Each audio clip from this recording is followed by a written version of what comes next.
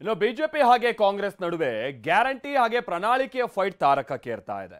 ಅತ್ತ ಕಾಂಗ್ರೆಸ್ ಗ್ಯಾರಂಟಿ ಅಸ್ತ್ರವನ್ನ ಹೂಡ್ತಾ ಇದ್ರೆ, ಇತ್ತ ಬಿಜೆಪಿ ಮೋದಿಯೇ ಗ್ಯಾರಂಟಿ ಅಂತ ಪ್ರಚಾರ ಮಾಡ್ತಾ ಇದೆ. ಈ ಮಧ್ಯೆ ಕಾಂಗ್ರೆಸ್ ಪ್ರಣಾಳಿಕೆಯನ್ನ ಮೋದಿ ಟೀಕಿಸಿರುವಂತದ್ದು ಬಹಳ ಜಟಾಪಟಿಗೆ ಕಾರಣ ಆಗಿದೆ. ಪ್ರಧಾನಿ ಮೋದಿ ವಿರುದ್ಧ ಕಾಂಗ್ರೆಸ್ ದೂರು ಕೂಡ ದಾಖಲಿಸಿದೆ. ಕಾಂಗ್ರೆಸ್ ಗ್ಯಾರಂಟಿ ಅಸ್ತ್ರ, ಬಿಜೆಪಿ ಟೀಕಾಸ್ತ್ರ. 5 पिलर्स में से 25 गारंटी निकलते हैं। कांग्रेस के घोषणा पत्र में वही सोच झलकती है मुस्लिम लीग में थी। मुस्लिम लीग प्रणाಳಿಕೆ ಎಂದ ಬಿಜೆಪಿ ಕೆರಳಿದ ಕಾಂಗ್ರೆಸ್. कि यह कांग्रेस पार्टी का मैनिफेस्टो है या मुस्लिम लीग का मैनिफेस्टो है? ಮತ ತಗೊಂಡು ಮೋಸ ಮಾಡ್ತಕ್ಕಂಥವರಲ್ಲ. ಲೋಕ ಸಮರ ಗೆಲ್ಲೋಕೆ ಗ್ಯಾರಂಟಿ ಅಸ್ತ್ರ ಹೂಡಿರೋ ಸಿಎಂ ಪ್ರತಿ ಕ್ಯಾಂಪೇನ್ನಲ್ಲೂ ಗ್ಯಾರಂಟಿ ಗುಣಗಾನ ಮಾಡ್ತಿದ್ದಾರೆ. ಬೆಂಗಳೂರು ದಕ್ಷಿಣ ಕಾಂಗ್ರೆಸ್ ಅಭ್ಯರ್ಥಿ ಸೌಮ್ಯ ರೆಡ್ಡಿ ಪರ ಮತಯಾಚನೆ ವೇಳೆಯೂ ಗ್ಯಾರಂಟಿ ಯಶಸ್ವಿ ಬಗ್ಗೆಯೇ ಮಾತನಾಡಿದ್ದಾರೆ. 5 ಗ್ಯಾರಂಟಿಗಳನ್ನ ಜಾರಿ ಮಾಡಿದ್ದೀವಿ, ಉಳಿದಂತೆ ನಡೆದಿದ್ದೀವಿ. ಆ ಕಾರಣದಿಂದ ನಾವು ಮತ ತಗೊಂಡು ಮೋಸ ಮಾಡ್ತಕ್ಕಂಥವರಲ್ಲ, ಬಡವರ ಪರವಾಗಿ ಕೆಲಸ ಮಾಡ್ತಕ್ಕಂಥವ್ರು. ಹೀಗೆ ಗ್ಯಾರಂಟಿ ಅಸ್ತ್ರ ಹೂಡಿರೋ ಕಾಂಗ್ರೆಸ್ 25 ಗ್ಯಾರಂಟಿ ರಿಲೀಸ್ ಮಾಡ್ತಾ ಇದ್ದಂತೆ ಅತ್ತ ಬಿಜೆಪಿ ತಿರುಗು ಬಾಣ ಬಿಟ್ಟಿದೆ. ಮೊದಲಿಗೆ ಪ್ರಣಾಳಿಕೆ ವಿರುದ್ಧ ಕಿಡಿ ಹೊತ್ತಿಸಿದ ಪ್ರಧಾನಿ ಮೋದಿ, ಕಾಂಗ್ರೆಸ್ ಪ್ರಣಾಳಿಕೆಯಲ್ಲಿ ಮುಸ್ಲಿಂ ಲೀಗ್ ಆಲೋಚನೆಯೇ ತುಂಬಿದೆ ಅಂತ ಹೇಳಿದ್ದೆ ಈಗ ಜಟಾಪಟಿಗೆ ವೇದಿಕೆಯಾಗಿದೆ. कांग्रेस को बेनकाब करने वाला ये घोषणा पत्र, आप देखिए हर पन्ने पर भारत के टुकड़े करने की बू आ रही है। कांग्रेस के घोषणा पत्र में वही सोच झलकती है जो सोच आजादी के समय मुस्लिम लीग में थी। ಇದೇ ಪ್ರಧಾನಿ ಹಾಕಿಕೊಟ್ಟ ಈ ಅಡಿಪಾಯವೇ ಕಾಂಗ್ರೆಸ್ ವಿರುದ್ಧ ಟೀಕಾ ಪ್ರಹಾರ ನಡೆಸಲು ಬಿಜೆಪಿ ನಾಯಕರಿಗೆ ಅಸ್ತ್ರವಾಗಿ ಸಿಕ್ಕಿದೆ. ಪ್ರಧಾನಿ ಮಾತನ್ನೇ ಮುಂದುವರಿಸಿದ ಕೇಸರಿ ಕಲಿಗಳು ಕಾಂಗ್ರೆಸ್ ಪ್ರಣಾಳಿಕೆ ವಿರುದ್ಧ ಮುಗಿಬಿದ್ದಿದ್ದಾರೆ. ಗ್ಯಾರಂಟಿ ಹೆಸರಲ್ಲಿ ಕಾಂಗ್ರೆಸ್ ಮೋಸ ಮಾಡ್ತಿದೆ, ಇನ್ನು ತಾಲಿಬಾನ್ ಪ್ರಚೋದನೆಯಿಂದಲೇ ಪ್ರಣಾಳಿಕೆ ಸಿದ್ಧ ಮಾಡಿದಂತಿದೆ ಅಂತ ಸಿಟಿ ರವಿ ಬಾಂಬ್ ಸಿಡಿಸಿದ್ದಾರೆ. ತಾಲಿಬಾನಿಗಳಿಂದ ಪ್ರಚೋದನೆಯನ್ನ, ನಗರ ನಕ್ಸಲೀಯರ ಸಹಾಯವನ್ನ ಪಡೆದು ಅವರ ಪ್ರಣಾಳಿಕೆಯನ್ನ ರೂಪಿಸಿದಂತೆ ಕಾಣುತ್ತೆ. ಹಾಗಾಗಿ ಈ ವಿಭಜನೆ ಪ್ರಣಾಳಿಕೆಯಲ್ಲೇ ಸತ್ತು ಹೋಗುತ್ತೆ. ವಿಭಜನೆಯ ರೋಗ ಅಷ್ಟು ಸಮಾಧಾನದ ಸಂಗತಿ. ಒಂದೇ ಒಂದು ವರ್ಕೌಟ್ ಆಗೋದು ಮೊಟ್ಟೆ ಸೇವೆ. ಸೊ ಹಾಗಾಗಿ ಗ್ಯಾರಂಟಿ, ಮೋದಿ ಗ್ಯಾರಂಟಿ ಮಾತ್ರ ವರ್ಕ್ ಆಗುತ್ತೆ. ಇಲ್ಲಿ ಸಿದ್ದರಾಮಯ್ಯನವ್ರ ಗ್ಯಾರಂಟಿ ವರ್ಕೌಟ್ ಆಗಲ್ಲ.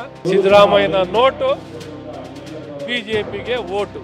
ಇನ್ನು ಕಾಂಗ್ರೆಸ್ ಗ್ಯಾರಂಟಿಯಿಂದ ಮೋಸ ಮಾಡ್ತಿದೆ, ಗ್ಯಾರಂಟಿಗೆ ಒತ್ತು ಕೊಟ್ರೆ ಮತ್ತಷ್ಟು ಕುಕ್ಕರ್ ಬ್ಲಾಸ್ಟ್ ಆಗುತ್ತೆ ಅಂತ ಸಿಟಿ ರವಿ ಗುಡುಗಿದ್ದಾರೆ.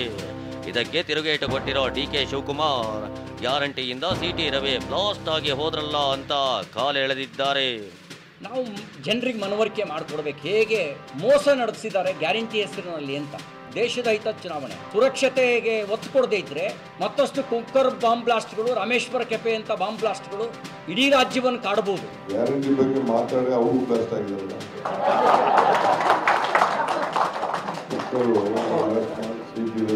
ಟಿಕೆಟ್ ಕೊಟ್ಟಿಲ್ಲ, ಅವರು ಬ್ಲಾಸ್ಟ್ ಆಗುತ್ತೆ.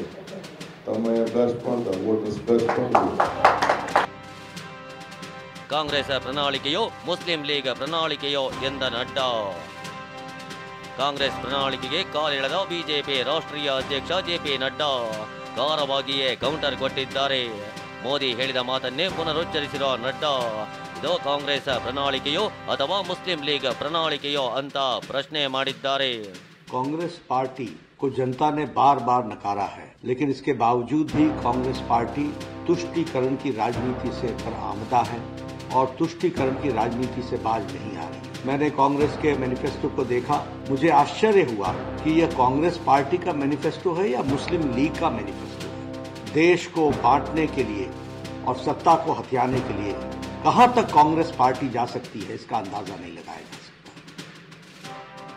ಕಾಂಗ್ರೆಸ್ ಪ್ರಣಾಳಿಕೆ ಮುಸ್ಲಿಂ ಲೀಗ್ ಎಂದ ಮೋದಿ ವಿರುದ್ಧ ದೂರು. ಕಾಂಗ್ರೆಸ್ ಪ್ರಣಾಳಿಕೆಯನ್ನ ಪ್ರಧಾನಿ ಮೋದಿ ಟೀಕೆ ಮಾಡ್ತಿದ್ದಂತೆ ಬಿಜೆಪಿ ನಾಯಕರೆಲ್ಲ ಕೈ ಪ್ರಣಾಳಿಕೆ ಮೇಲೆ ಮುಗಿಬಿದ್ದಿದ್ರು. ಇದರಿಂದ ರೊಚ್ಚಿಗೆದ್ದ ಕಾಂಗ್ರೆಸ್ ಚುನಾವಣಾ ಆಯೋಗದ ಮೆಟ್ಟಿಲೇರಿದೆ. ಪ್ರಧಾನಿ ಮೋದಿ ಸೇರಿ ಬಿಜೆಪಿ ನಾಯಕರ ವಿರುದ್ಧ ದೂರು ನೀಡಿದೆ. ಇನ್ನು ಎಐಸಿಸಿ ಅಧ್ಯಕ್ಷ ಮಲ್ಲಿಕಾರ್ಜುನ ಖರ್ಗೆ ಟ್ವೀಟ್ ಮಾಡಿ ಆಕ್ರೋಶ ಹೊರಹಾಕಿದ್ದಾರೆ.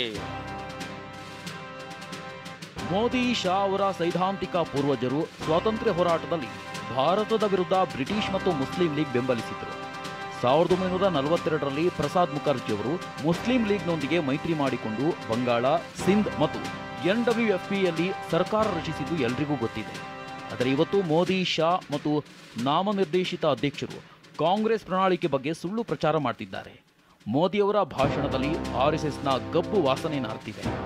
ಬಿಜೆಪಿಯ ಚುನಾವಣಾ ಗ್ರಾಫ್ ದಿನದಿಂದ ದಿನಕ್ಕೆ ಕುಸಿತಿದೆ. ಹೀಗಾಗಿ RSS ತನ್ನ ಆತ್ಮೀಯ ಸ್ನೇಹಿತ ಮುಸ್ಲಿಂ ಲೀಗನ್ನು ನೆನಪಿಸಿಕೊಳ್ಳಲು ಪ್ರಾರಂಭಿಸಿದೆ. ಹೀಗೆ ಟ್ವೀಟ್ ಮಾಡಿರೋ ಖರ್ಗೆ ಮೋದಿ ಹೇಳಿಕೆಗೆ ತಿರುಗೇಟು ಕೊಟ್ಟಿದ್ದಾರೆ. ಹಾಗಾದ್ರೆ ಇಷ್ಟೆಲ್ಲ ಜಟಾಪಟಿಗೆ ಕಾರಣವಾಗಿರೋ ಕಾಂಗ್ರೆಸ್ ಪ್ರಣಾಳಿಕೆಯಲ್ಲಿ ಇರೋದಾದ್ರೂ ಏನೋ? ಕಾಂಗ್ರೆಸ್ ಪ್ರಣಾಳಿಕೆಯಲ್ಲಿರೋ ಪ್ರಮುಖ ಅಂಶಗಳನ್ನೇ ತೋರಿಸ್ತೀವಿ ನೋಡಿ. ದೇಶದ ಬಡ ಕುಟುಂಬಗಳ ಒಬ್ಬ ಮಹಿಳೆಗೆ ಪ್ರತಿ ವರ್ಷ 1 ಲಕ್ಷ ನೀಡೋ ಭರವಸೆಯನ್ನ ಕಾಂಗ್ರೆಸ್ ನೀಡಿದೆ.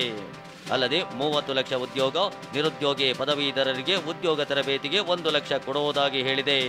ಇನ್ನು ರೈತರ ಸಾಲ ಮನ್ನಾ, ಕೃಷಿ ಉತ್ಪನ್ನಗಳ ಬೆಲೆ ನಿಗದಿಗೆ ಆಯೋಗ, ಬಿಜೆಪಿ ಸರ್ಕಾರದ ಕಾರ್ಮಿಕ ವಿರೋಧಿ ಕಾಯ್ದೆ ಹಿಂಪಡೆಯೋ ಗ್ಯಾರಂಟಿಯನ್ನ ನೀಡಿದೆ. ಇದರ ಜೊತೆಗೆ ಅಲ್ಪಸಂಖ್ಯಾತರ ಹಕ್ಕುಗಳನ್ನು ಎತ್ತಿ ಹಿಡಿಯುವುದಾಗಿ ಭರವಸೆ ನೀಡಿದೆ.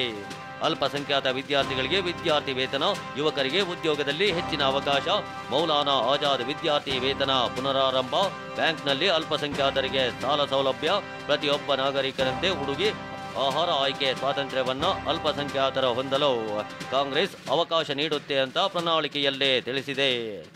Bureau report, TV9.